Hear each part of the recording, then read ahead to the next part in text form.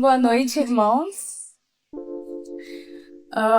Irmãos, meu nome é Lilian Adrian, tá? Eu me formei recentemente lá na faculdade da UPU, Universidade Peruana União, é uma faculdade adventista lá no Peru. E hoje eu fui convidada para estar falando com vocês um pouquinho desse tema, tá bom? Que é a hipertensão arterial, o inimigo silencioso.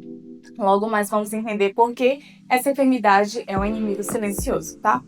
E esse é um tema muito importante, meus queridos, porque essa enfermidade, a hipertensão arterial, ela é altamente prevalente na nossa sociedade. Mas vamos começar primeiramente, então, entendendo o que é essa enfermidade, a hipertensão arterial, tá? Qual é a definição?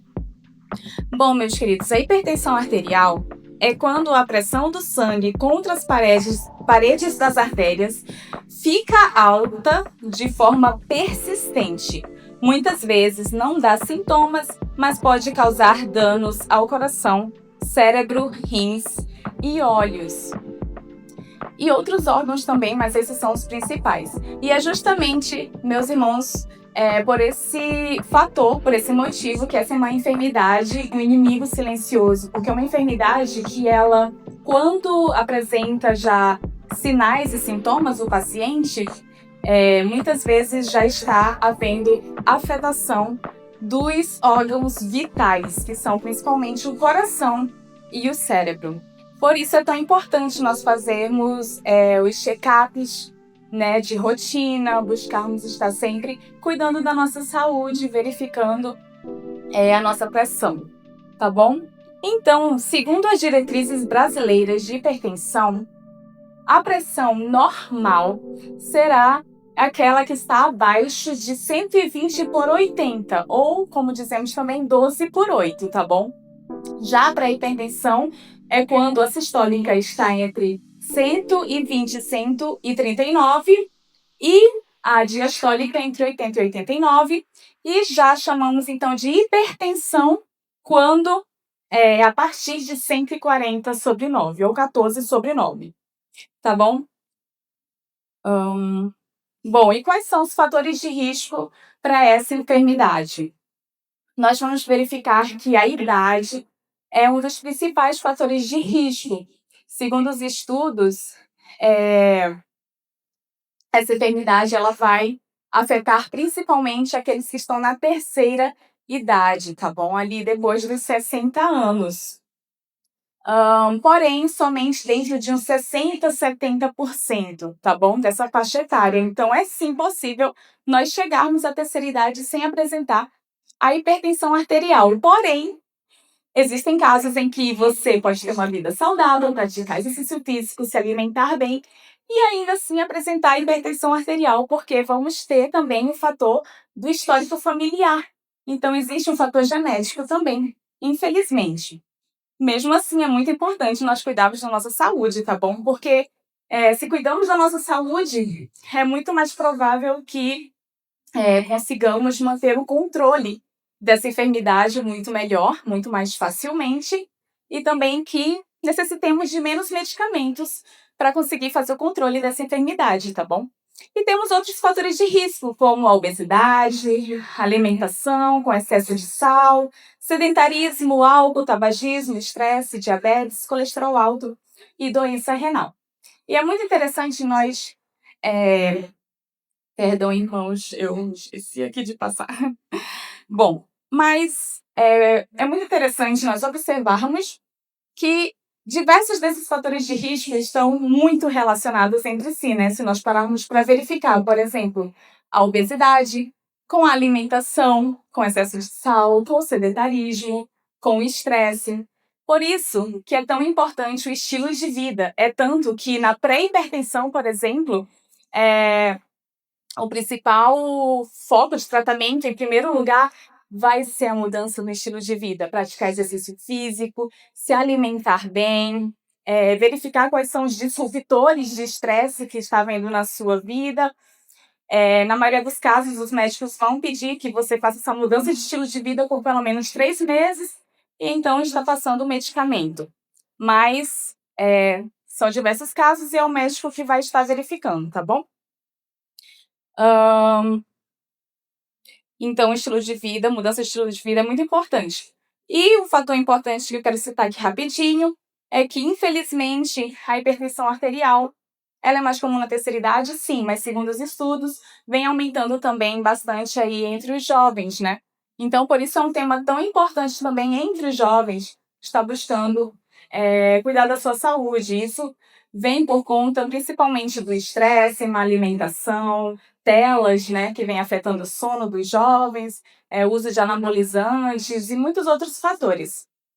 Então, esse é um tema também importante entre os jovens. E aqui eu trouxe um texto de Patriarcas e Profetas que diz: o apetite deve sempre estar sob a sujeição das faculdades morais e intelectuais. O corpo deve ser o servo da mente, não a mente servo do corpo.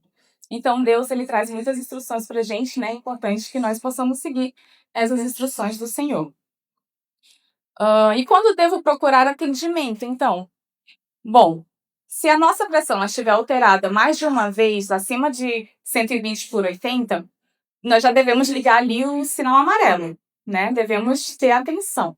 Então, já devemos ir sim ao médico para ele estar verificando por que essa pressão está aumentando, quais são os fatores. Existem também doenças de base, outras enfermidades que podem também aumentar a nossa pressão arterial. Então, o seu médico vai estar passando vários exames e buscando aí quais são os fatores que estão fazendo essa pressão aumentar. Agora, se você já tem enfermidade instalada, se você já tem um diagnóstico da hipertensão arterial, é preciso já fazer o tratamento medicamentoso, tá bom? E se a pressão ela ficar muito alta, principalmente ali acima de 16/90, é importante que você já vá correndo para o médico, tá, o quanto antes, principalmente se tiver sinais de alerta, como dor de cabeça, por exemplo, tontura, falta de ar, porque pode estar sendo uma emergência hipertensiva. Nós falamos de emergência e urgência hipertensiva.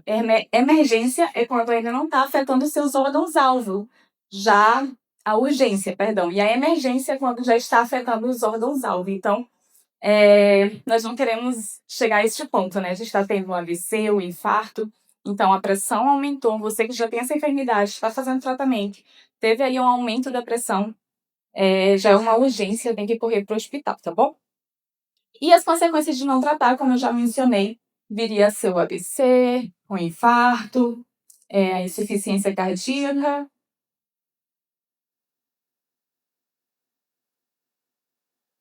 doença renal crônica, perda de visão, maior risco de morte cardiovascular. Algo importante que eu queria frisar aqui com vocês novamente é com relação ao tratamento. Você que tem essa enfermidade tem que ter em mente que ter essa enfermidade não é uma fraqueza, né? A gente não tem que ver como uma fraqueza ter que tomar medicamentos todos os dias, por exemplo, mas sim como um cuidado, né? Nós temos que ter esse cuidado principalmente com o nosso corpo, que é templo do Espírito Santo, né? Então, nós temos que ter esse cuidado, porque na hipertensão nós não falamos de cura, mas falamos de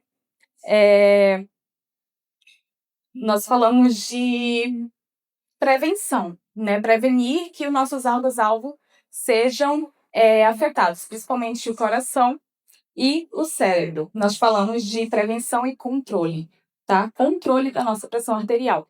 Então, mesmo você que faz um tratamento, que toma um medicamento todos os dias e vê que a sua pressão está melhorando, está entrando na normalidade, não deve parar de tomar o medicamento. Isso acontece muito, né? Alguns veem, não, minha pressão já está melhorando, eu já posso deixar o medicamento. Não faça isso, porque é justamente o tratamento, o medicamento que está resolvendo, né? Que está trazendo sua pressão para a normalidade. E se você parar, pode ser que volte a aumentar novamente. Então, não deve parar o tratamento. E qual é a prevenção e os cuidados práticos? Como eu mencionei, né? Reduzir a alimentação alta em sal, o controle de peso, praticar exercício físico, buscar dormir melhor, evitar o cigarro, o álcool, né? No nosso caso, como cristãos, não fazer uso do cigarro nem do álcool, como Jesus pede. comer mais frutas, verduras, medir a pressão e tomar remédio corretamente quando for prescrito, tá bom? E algumas palavras para concluir.